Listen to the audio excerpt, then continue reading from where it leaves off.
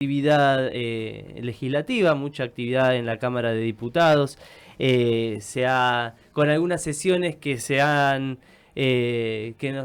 no tuvieron quórum, no pudieron ser, y otras con media sanción, como por ejemplo la Ley de Prevención de Ludopatía y Regulación de Apuestas en Línea.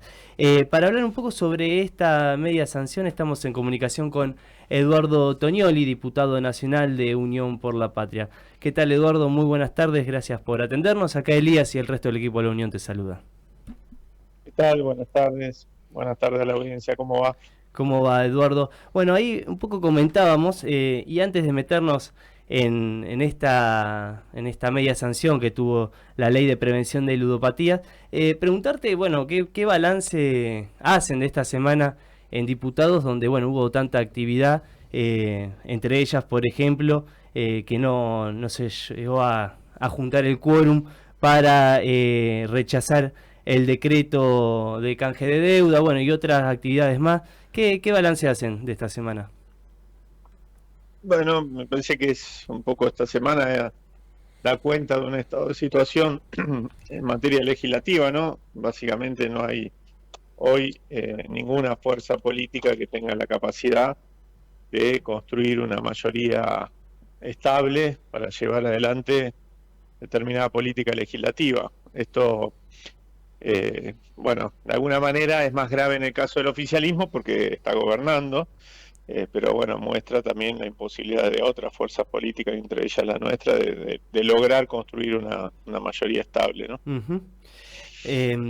Y ahora por ir metiéndonos un poco más, bueno, en algunos temas donde sí se ha logrado consensuar, bueno, en este caso, en esta ley, en este proyecto de ley, se ha venido trabajando bastante y ha logrado los acuerdos necesarios. Comentanos un poco cuál es la importancia, cuáles son los principales puntos que aborda este proyecto de ley.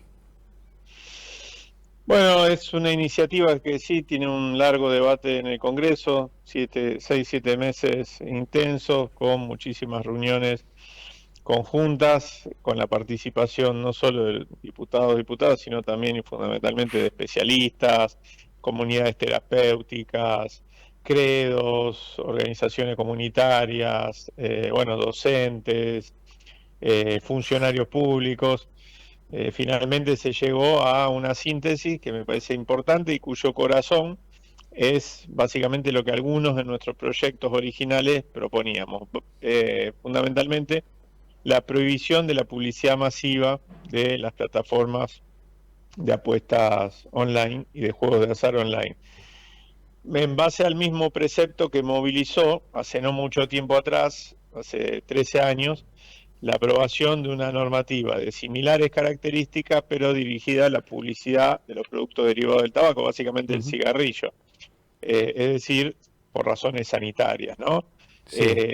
Está claro, es evidente, todos los estudios científicos en la materia indican que la publicidad es una gran generadora de conductas, una gran moldeadora de conductas, que a mayor volumen de publicidad hay mayores volúmenes de consumo de distintos productos, y la legislación vigente en la Argentina en lo que refiere a los cigarrillos, a partir de esa lectura establece que debe prohibirse la publicidad masiva de un producto que es dañino para la salud.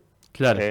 Y el que la legislación en torno a los productos, a las bebidas alcohólicas, es similar, aunque no es prohibición total, pero sí tiene fuertes restricciones también, ¿no? Ujú. En ese marco lo que nosotros queremos hacer es precisamente seguir por la misma línea, pero en lo que refiere a las apuestas online, con todas las consecuencias que está teniendo sobre la población y fundamentalmente sobre los más jóvenes, ¿no? Claro, ahí en ese sentido, digo, y que se viene hablando desde hace ya un buen tiempo de que del riesgo que supone para las juventudes las apuestas, las plataformas estas de apuestas, y que se ha instalado ya desde hace tiempo el tema. Digo, llega por ahí ¿crees un poco tarde esta ley? No sé si tarde o podría haberse tratado antes. Y en ese sentido también te pregunto, ¿qué, qué opinás de la postura del oficialismo con este proyecto? E incluso la amenaza de el presidente de hasta vetarla. Bueno, en cuanto al primer planteo, sí, está claro que llega tarde y está claro que los tiempos legislativos muchas veces van muy por detrás de los tiempos del desarrollo tecnológico, ¿no? Porque acá hay un caso, digo, el juego compulsivo, la ludopatía existen hace mucho tiempo. Lo que ha generado las nuevas tecnologías y la conjunción entre estas plataformas y las billeteras virtuales es que lo que antes se venía separando, es decir, las apuestas y el acceso al dinero para financiarlas, es decir, los cajeros físicos, por ejemplo, y los cajeros, vos recordará que toda la legislación iba llevando a que se fueran apostando más lejos los cajeros, Ujú. poniendo más lejos. Empezaron los cajeros dentro de los casinos y eso se fue corrigiendo con el tiempo.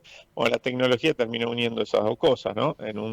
A un simple escroleo tenés las dos cosas en un mismo dispositivo móvil. Y bueno, por supuesto que ante ese avance la legislación siempre va por detrás. La posición del oficialismo fue clara en el recinto de la Cámara de Diputados, hasta ahora no había dicho absolutamente nada, y tiene que ver fundamentalmente con plantear que este tipo de actividades no pueden ser reguladas como casi ninguna actividad, básicamente, según la línea político-ideológica del oficialismo, Ujú. pero nosotros entendemos que esto y el posible veto, por ahora son rumores, pero fundados en declaraciones en off de funcionarios de la Rosada, lejos de ser el producto de exclusivamente una posición político-ideológica, es también producto del accionar de determinados lobbies. Eso no hay duda. El miércoles, que fue el día que se trató esta iniciativa en la Cámara, estuvo Daniel Angelici en la Cámara. No fue Ujú. público, pero sí luego se filtró al día siguiente que había estado y que tuvo una reunión con los diputados del PRO. Eh, bueno, eso es expresión de que hay actores que rodean a este tipo de plataformas, a este tipo de emprendimientos, que están haciendo lobby para que no se le limite esa herramienta que tienen para expandirse, que es la publicidad, ¿no? Claro. Eduardo, te hago una consulta y lo vinculo particularmente con el fútbol, pero también lo llevo a todo el plano del deporte. ¿Cuál es el alcance que tiene? Porque nosotros vemos que hoy hay publicidades en los equipos de fútbol de algunas de estas plataformas. ¿Alcanza también ese tipo de publicidad en los clubes, en los equipos de Sí, fútbol? toda la publicidad existente, todos los formatos tradicionales, no tradicionales, eh, transmisiones deportivas, camisetas de fútbol, influencer, radio, televisión, vía pública, absolutamente todos los formatos. Ujú. Esa es la principal diferencia con el dictamen que tuvo como vocera a Silvana Giudice del PRO y que fue firmado en comisión por el PRO, por la Libertad Avanza y por una parte del radicalismo, básicamente porque ese dictamen establecía una redacción cuya interpretación era que lo único que prohibía era la publicidad masiva en los medios tradicionales. Y no Ujú. es una interpretación, por supuesto yo interpreto eso cuando leo ese artículo. Algunos diputados y diputadas firmantes de ese dictamen quisieron instalar que en realidad esa redacción más laxa permitía abarcar mayor cantidad de rubros, y finalmente cuando la misma miembro informante, que era Judice, eh, eh, dio cuenta de este dictamen, tanto en comisión como en el recinto, fue muy clara y coincide con nuestra interpretación. Ella plantea algo que planteó en muchas ocasiones en otros debates, que Internet no puede, que no pueden regularse los contenidos de Internet, so pena de estar interfiriendo en la libertad de expresión. Entonces, bajo el argumento de la libertad de expresión, pretendían dejarle un andarivel para la publicidad que hoy es uno de los más importantes. Hay dos fundamentales: las transmisiones de espectáculo deportivo y las redes sociales, internet, la web, etcétera, ¿no? Ujú. Estamos en comunicación con Eduardo Tonioli, diputado nacional de Unión por la Patria. Eduardo, y en el Senado, ¿cómo ven que el tratamiento de esta ley? ¿Cuándo hay fecha o se está tanteando? ¿Cómo viene eso? No, fecha no hay porque no, No está sesionándose. claro, porque ya hoy terminan Ujú. las ordinarias. Y no vemos que el oficialismo, en función de su posición, vaya a convocar a discutir este tema, ¿no? Tiene la potestad para fijar un temario y no lo va a hacer, ¿no? Este no es uno de los temas que vaya a entrar, por lo que Claro, dijimos antes. Pero sí creemos que es un tema que es acuciante y que tiene que es producto también de este impulso legislativo de una fuerte discusión social en torno al tema y un fuerte reclamo, de alguna manera, porque el Estado se ponga a la altura de las circunstancias y haga algo con esto, ¿no? Entonces, entendemos que más temprano que tarde y esto sería, apenas abran las sesiones ordinarias del año que viene, podamos contar con esa ley, ¿no? bien. Te traigo de vuelta a las sesiones extraordinarias y a la Cámara de Diputados. Ayer el gobierno resolvió convocar a sesiones extraordinarias para tratar la eliminación de las PASO, ¿no? La que es la reforma electoral. Y bueno, en ese caso, desde el peronismo, desde el bloque, ¿qué postura tienen? ¿Cómo ya vienen trabajando el tema cómo va a ser? No, en principio no hay un trabajo concreto con respecto al tema ya avanzado. Yo puedo dar mi posición. Yo creo que sería muy inconveniente eliminar hoy las PASO con el sistema político fragmentado que tenemos, ¿no? Ujú. Que finalmente se ordena muchas veces con esta herramienta. Hoy, para lo único que sería funcional al gobierno y a las fuerzas que de alguna manera ocupan los ejecutivos en el Estado, que ordenan desde ahí a sus fuerzas políticas. Por supuesto, la fragmentación de las grandes partidos políticos, coaliciones, etcétera, es un producto también de los niveles de fragmentación de nuestra sociedad. Claro. Ahora hay que buscar la manera de generar las condiciones para mejorar el sistema político y no fragmentarlo aún más. Lo que veíamos de lo que está pasando en el Congreso es un resultado de eso. Si eliminan las pasos va a ser los niveles de fragmentación va a ser muchísimo Ujú. más alto, no me parece. Claro, y por ahí en ese sentido digo, en caso de no haber paso, lo que debiera pasar es que los mismos partidos políticos por ahí tengan una vida interna partidaria más activa, ¿no? Lo hemos visto en las internas justamente del PJ donde se terminó dando de una manera un poco hasta desordenada esa interna que quedó plasmada y que no pudo ser, ¿no?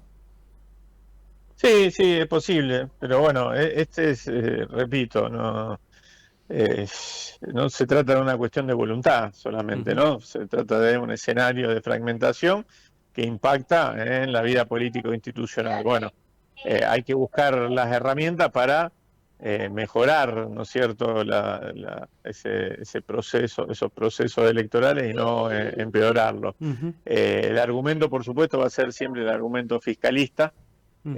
pero esconde otra voluntad, otra vocación, ¿no? Que es la idea de básicamente operar sobre el proceso electoral del año que viene. Claro, está claro. Eduardo, te hacemos la última y te agradecemos por el tiempo. La verdad que nos quedan varias cosas que nos gustaría charlar con vos y tocar, pero bueno, el tiempo tampoco te queremos robar demasiado. Te queríamos preguntar y te hago por ahí dos juntas, porque una es el proyecto de ley que venís trabajando contra la venta de los terrenos ferroviarios, o preguntarte por ese proyecto y qué hay detrás, ¿no? de la venta de la venta de esos terrenos fiscales y por otro lado también preguntarte, vincularlo de alguna manera, cómo estás viendo, sos diputado de Santa Fe, una de las provincias que está que es parte de la llamada vía troncal, de la hidrovía que se ha puesto en licitación, o cómo también estás viendo ese proceso. Bueno, el proceso de la hidrovía es un proceso de reprivatización, para nosotros profundamente negativo, básicamente porque el Estado mostró en el tiempo de gestión que le tocó tener a cargo, ¿no es cierto?, la hidrovía, que se puede gestionar bien y se puede gestionar federalmente con una silla para cada una de las provincias ribereñas, entre ellas la mía, Santa Fe, en ese organismo público, ¿no? Uh-huh. Y con superávit. Eso por un lado, y después a decir que indudablemente por los tiempos, por las características de esta licitación, ya tiene nombre y apellido y es la empresa de Null, ¿no? Uh-huh. La belga que ya tuvo a cargo la concesión anterior. La gestión anterior, la gestión privada anterior.